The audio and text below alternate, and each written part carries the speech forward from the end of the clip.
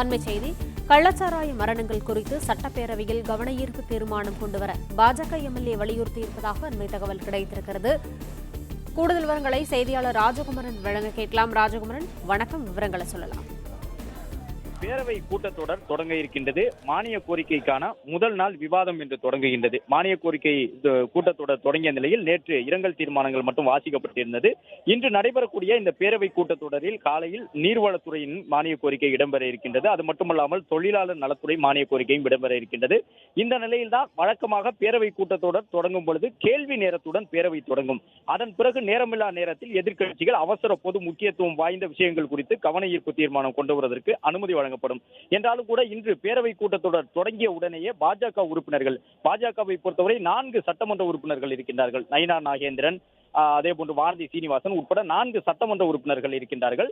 அவர்கள் ஒரு சிறப்பு கவன ஈர்ப்பு தீர்மானத்தை கொண்டு வந்திருக்கின்றார்கள். அதன்படி தமிழ்நாடு சட்டப்பேரவை விதி எண் 55 கீழ் அவசர பொது முக்கியத்துவம் வாய்ந்த நிகழ்வினை குறித்து விவாதிக்க உள்துறை மதுவிலக்கு ஆயத்தீர்வைத்துறையின் அமைச்சரின் கவனத்திற்கு கொண்டு வருவதாக குறிப்பிட்டு விழுப்புரம் மற்றும் கள்ளக்குறிச்சி மாவட்டங்களில் கள்ளச்சாராயம் அருந்தியதால் ஏற்பட்ட உயிரிழப்புகள் மற்றும் தமிழகம் முழுவதும் கள்ளச்சாராயம் விற்பனை செய்வதை தடை செய்வதன் அவசியம் குறித்து அவசர பொது முக்கியத்துவம் வாய்ந்த நிகழ்வினை குறித்து கவன ஈர்ப்பு தீர்மானம் கொண்டு வருவதாக பாஜக தரப்பில் தெரிவித்திருக்கின்றார்கள்.